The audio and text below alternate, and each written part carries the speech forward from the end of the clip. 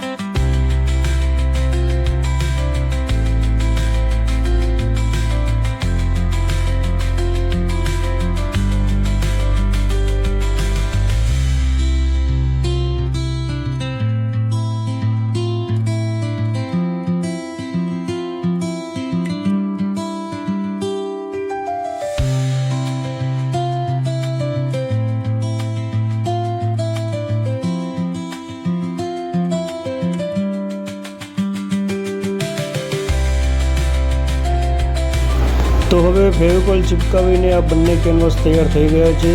હવે જોઈશું નેક્સ્ટ વિડીયોમાં પેઇન્ટિંગ।